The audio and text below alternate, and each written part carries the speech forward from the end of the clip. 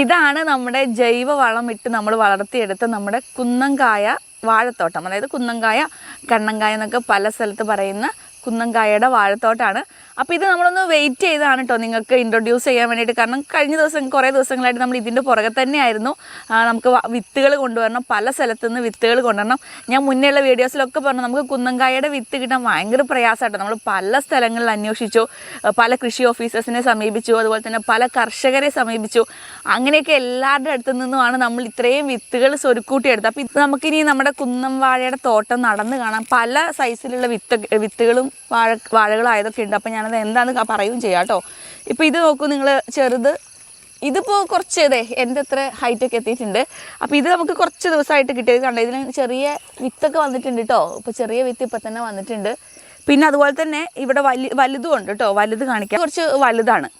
പിന്നെ ഇത് മാത്രമല്ല, നിങ്ങൾക്കിതേ അങ്ങോട്ട് നോക്കിയാൽ കാണാം, ആ ഒരു നിരയിൽ കാണുന്നതൊക്കെ കുറച്ച് വലുതാണ്. ആ ഒരു നിരയിലോട്ട് നോക്കാം, ആ ഫസ്റ്റ് നിരയിൽ കാണുന്നതൊക്കെ കുറച്ച് വലുതാണ്. അപ്പോൾ അതെന്താണെന്ന് വെച്ച് കഴിഞ്ഞാൽ നമുക്ക് ആദ്യം ഒരു കർഷകൻ്റെ അടുത്ത് ചെന്നപ്പോൾ കുറച്ച് ആ ഒരു വലിയതാണ് കിട്ടിയത്. അതിന് ശേഷമാണ് പിന്നെ നമുക്ക് വേറെ പല സ്ഥലങ്ങളിൽ, ഞാൻ പറഞ്ഞില്ലേ, പല സ്ഥലങ്ങളിൽ പോയിട്ടാണ് നമ്മൾ ഈ വിത്തുകളൊക്കെ കിട്ടിയത്. കാരണം ഈ കുന്നംകായയുടെ വിത്ത് കിട്ടാൻ ഭയങ്കര പ്രയാസമാണ്. അത്രയും കഷ്ടപ്പെട്ടിട്ടാണ് നമുക്ക് ഈ ഒരു സ്ഥലം മൊത്തം നിറയ്ക്കാനുള്ള വിത്തുകൾ കിട്ടിയത് കേട്ടോ. കഴിഞ്ഞ 6 മാസമായിട്ട് നമ്മൾ കേരളത്തിൻ്റെ പല ഭാഗങ്ങളിലായിട്ട് പോയിട്ടുണ്ട് കേട്ടോ. പല സ്ഥലത്തും ചെന്ന് കുറേ കൃഷി ഓഫീസേഴ്സിനെ കണ്ടു, കുറേ കർഷകരെ കണ്ടു.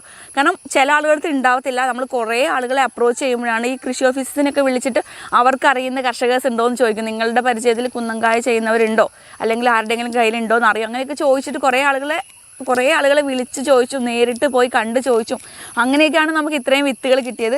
ചില കർഷകരുടെ അടുത്ത് ചെന്ന് കഴിയുമ്പോൾ അവർ പറയും കുന്നംകായ അല്ല, നേന്ത്രവാഴക്കയുടെ ഉള്ളൂ എന്ന് പറയും. അങ്ങനെ പലയിടത്തു നിന്ന് നമ്മൾ തിരിച്ചു പോന്നിട്ടുണ്ട്.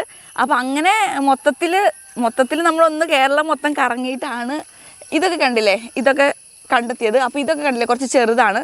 അപ്പോൾ ചെറുതെന്ന് പറയുമ്പോൾ ഇതിപ്പോൾ ഒരുപാടായിട്ടില്ല, കാരണം നമുക്ക് ചെറിയ വിത്തായിട്ടാണ് കിട്ടിയത്.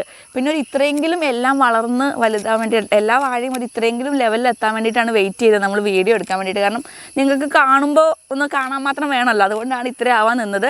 അപ്പോൾ ഇതൊക്കെ ചെറിയ വിത്തുകൾ കിട്ടി, അങ്ങനെ വലിയ വിത്തുകൾ, അങ്ങനെ പല രീതിയിലുള്ള പല സൈസ് വരാനുള്ള കാര്യം ഞാൻ പറഞ്ഞു കേട്ടോ. പല രീതിയിൽ വരുന്നത് ഇങ്ങനെ പല സമയങ്ങളിൽ കിട്ടിയതും പല സ്ഥലങ്ങളിൽ നിന്ന് കിട്ടിയതൊക്കെയാണ്.